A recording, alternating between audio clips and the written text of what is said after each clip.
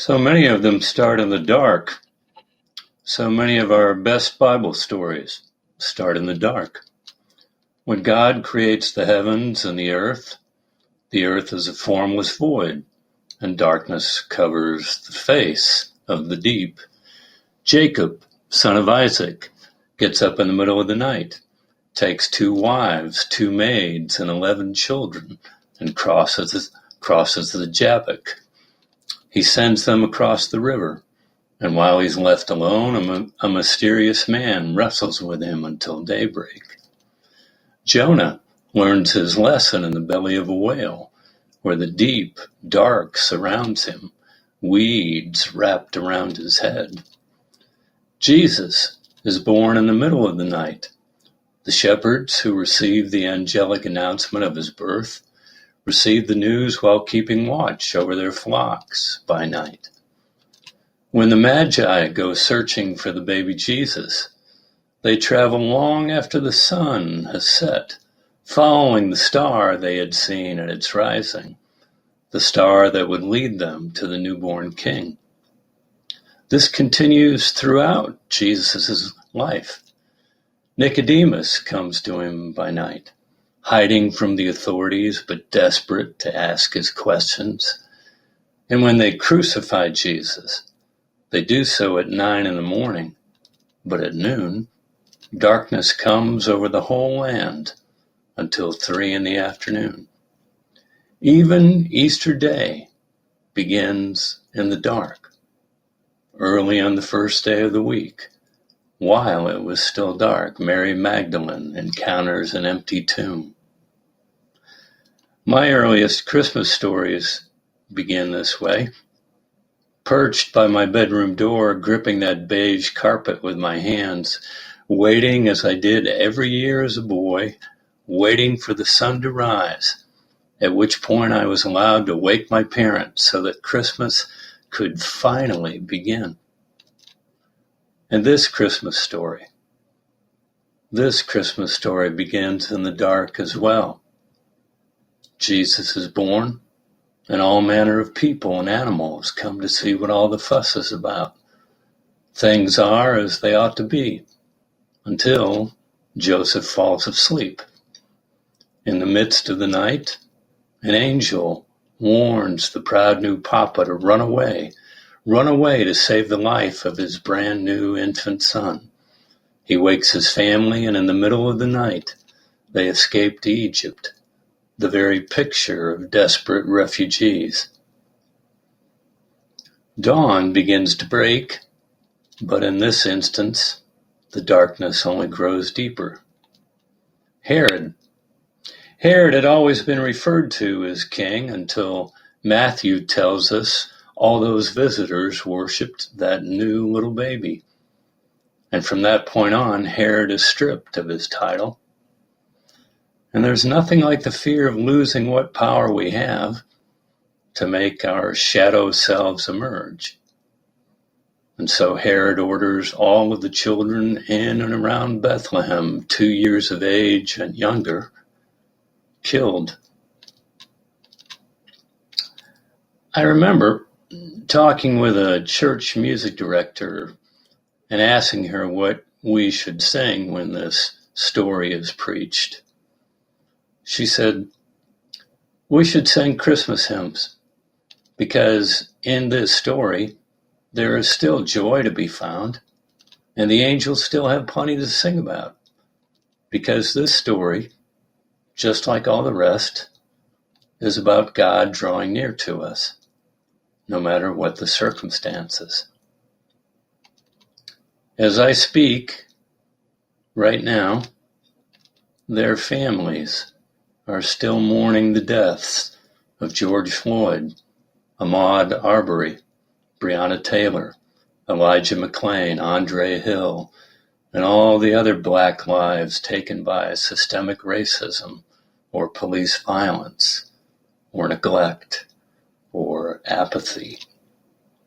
Those hundreds of families are still mourning the separation of their children from them at the U.S.-Mexico border, while those very children are going through hell as they are afraid and anxious, wondering if they will ever see their parents again. The families of Vanessa Guillen and Nicole Burnham are still mourning the deaths of their daughters due to the sexual assaults that took place against them in the military, and for which our military branches still have never addressed those circumstances on the behalf of all women serving our country. And there are countless other instances in which people are hurting, hungry, or homeless. People riddled with COVID-19, or grieving someone who's died from it, or overtaken by the loneliness and the depression caused by it, or dealing with the loss of a job, or consumed by the nightmares COVID creates. This is why we need the Christmas story the way Matthew tells it. This story assures us that God comes into the world as it actually is, not as we wish it would be, because we live in the actual world, and God's love will be found wherever we are. I don't know about you, but every person I get to know, everyone, regardless of everything, lives with some profound sorrow. A brother addicted, a mother who's been murdered in a crime, a dad who died in surgery, someone who's been rejected by their family because of their sexual orientation. The cancer came back. They were evicted. They were profiled by the police. Their fetus was not okay, and they had to make the decision. Is there going to be an abortion? What do I do? Everyone lives with some profound personal sorrow, not to mention the existential sorrow we all face, that we and those we love will one day die. The good news of the gospel is that Jesus Christ shows up in the good and the bad, in the beautiful and the horrific. The incarnation is God's decision to choose to join us in every aspect of life, joy and sorrow, now and forevermore.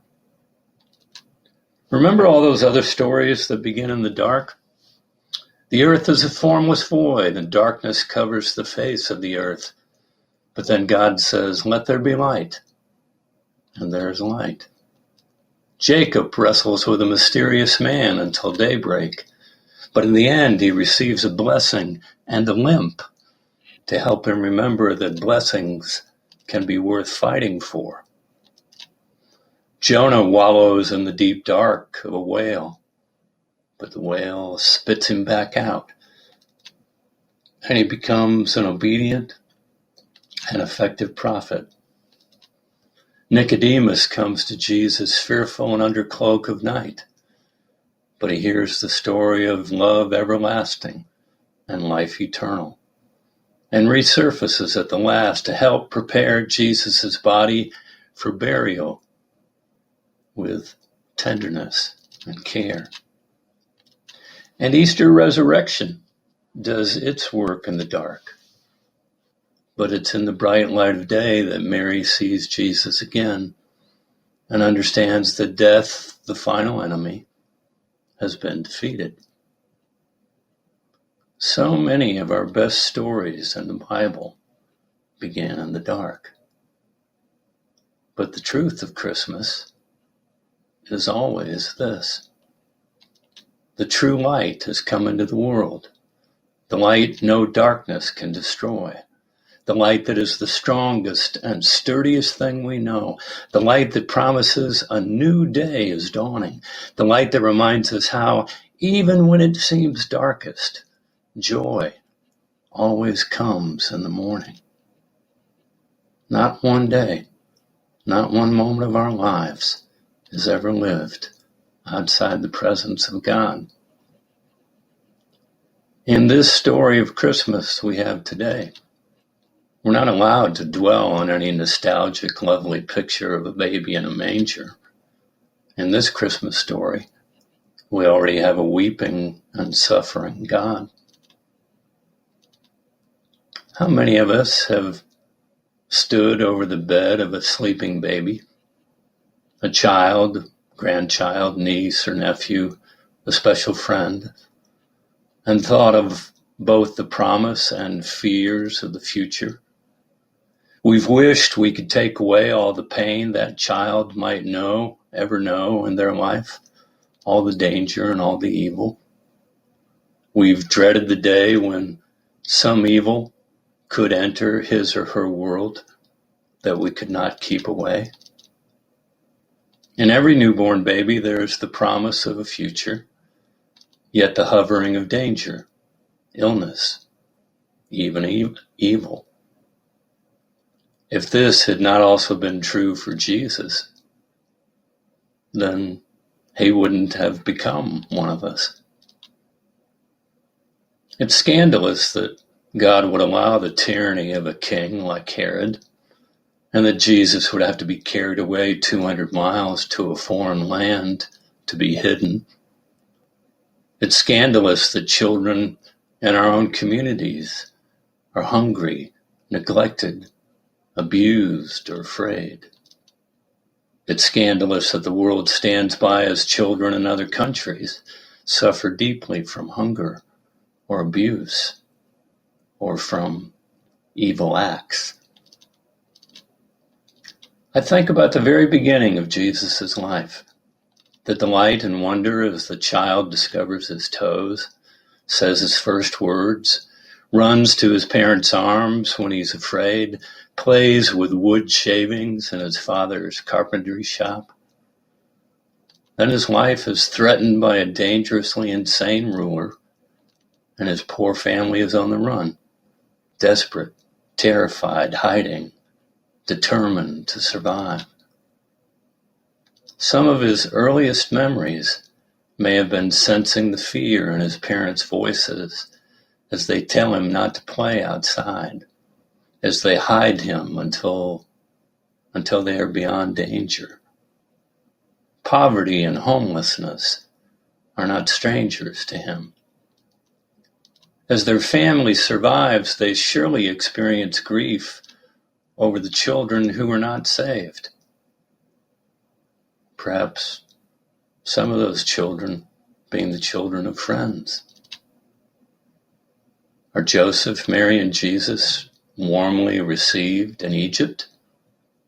Highly unlikely.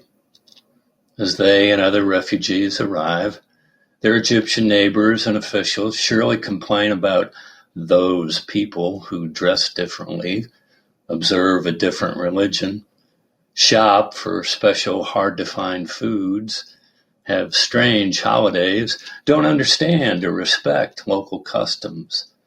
That carpenter is going to take someone else's job. They need to learn our language.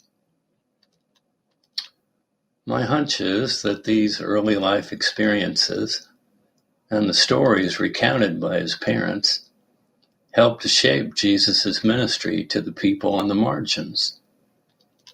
We see him warmly accepting people from other places, religions, and races during his ministry. He eats with them, laughs with them, welcomes the outsider. We're all refugees when you think about it. Aliens in a foreign land, a place that is not our ultimate home. We dwell in tension between being disciples of Jesus Christ and the culture we live in, between practicing our faith and dealing with the fantasies around us, between the temporal and eternal. Our lives on this earth are just that, temporary. Jesus escaped the death Herod sought for him.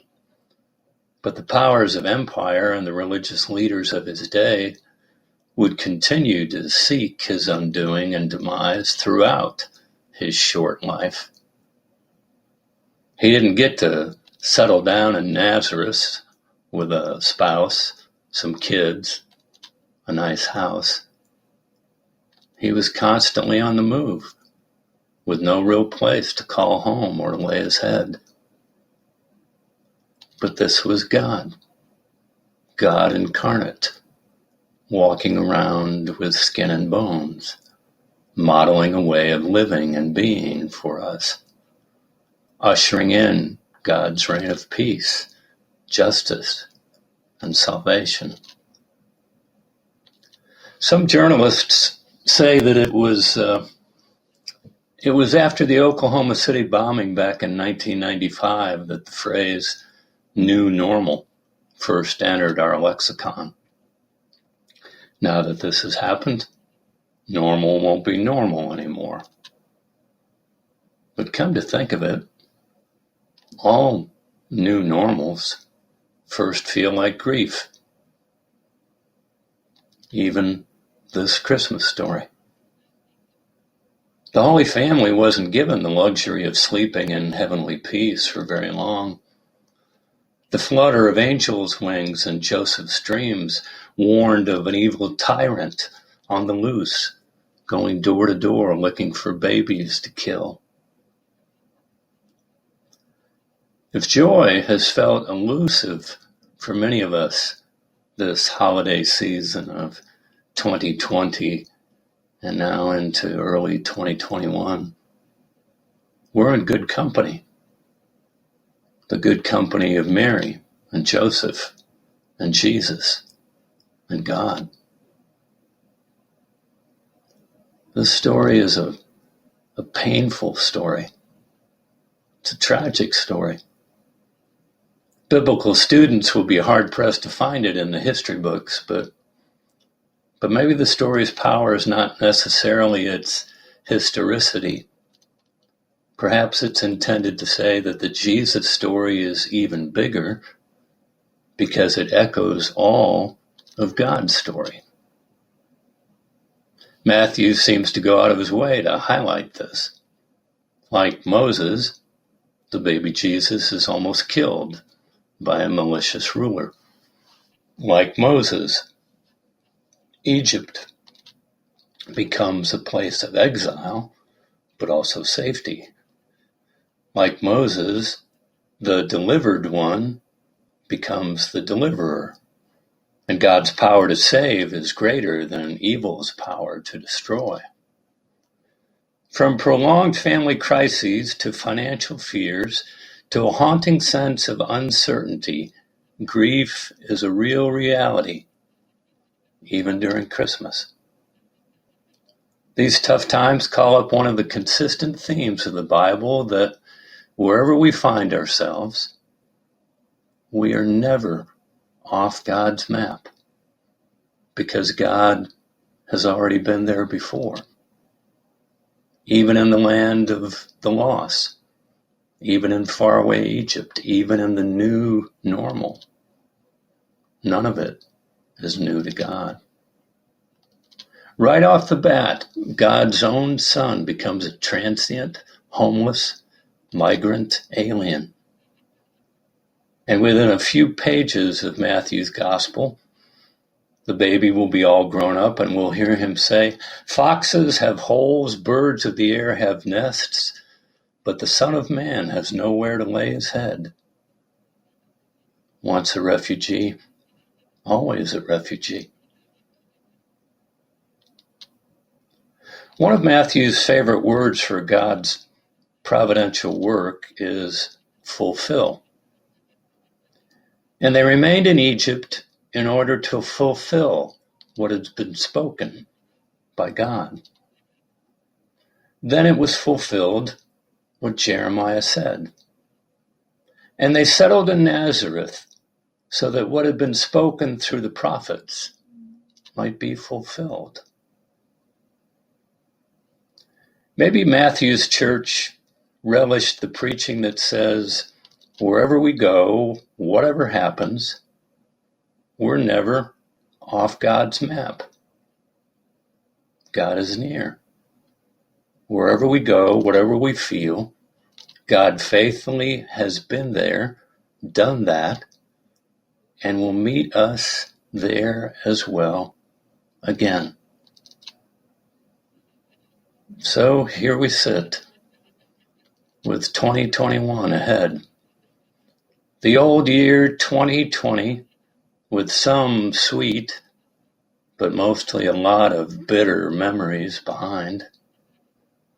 And in our hearts, we hold this bizarre Christmas story with foreign tyrants, heavy taxes, bloody swords, innocent suffering, and homeless, holy refugees.